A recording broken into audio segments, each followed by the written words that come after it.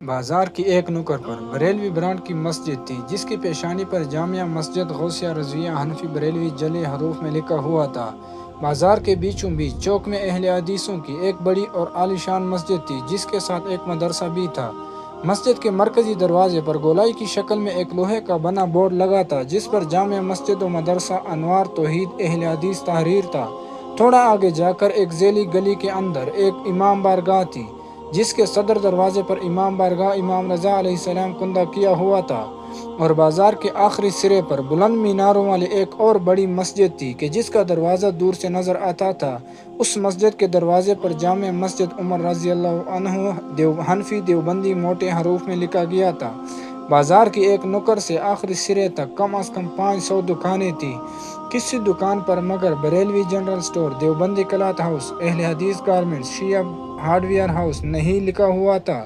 فرقہ پرست اور متعصب مسلمانوں کا سارا تعصب میں نے صرف دین رسول اللہ صلی اللہ علیہ وسلم کے ساتھ دیکھا۔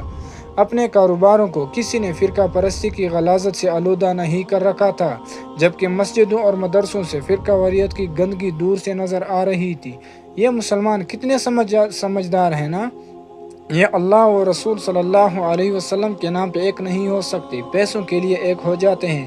کبھی کسی فرقہ پرست تاجر سے سنا کہ اس نے مخالف فرقے والے کا آرڈر نہ لیا ہو، اسے سامان بیچنے سے انکار کیا ہو؟ ہرگز نہیں۔ بزنس دینے والا شیعہ کافر نہیں ہے، نفع دینے والا وہابی بھی گستاخ نہیں ہے، گاہک کی صورت میں آئے تو دیوبندی بھی خارجی تکفیری نہیں ہے، اور پکا گاہک ہو تو بریلوی بھی مشرک نہیں ہے۔ یہ سب تماشے صرف مسجدوں اور مدرسوں میں کرنے کے لیے ہیں۔ جہاں مخالف مسلک کا بندہ نماز پڑھنے آ جائے تو اس کے جانے کے بعد مسجد بھی دھوئی جاتی ہے۔ اے عجیب و غریب مسلمانوں، اللہ کو کیا سمجھتے ہو؟ مسجد تو صرف وہی ہے جو نبی کریم صلی اللہ علیہ وسلم کے طریقہ پر، مسجد نبوی کی طرز پر بنی ہو۔ یہ تمہاری فرقوں کے ناموں پہ بنی مسجدیں نہیں ہیں، یہ تمہارے فرقوں کی عبادت گاہیں ہیں، جہاں پر تم اللہ کی نہیں اپنے فرقوں کی عبادت کرتے ہو اور خود کو دھوکہ دیتے ہو۔ جہاں ایک محلے میں ایک وقت پر اذان نہیں ہوتی، وہاں خاک اتفاق ہوگا۔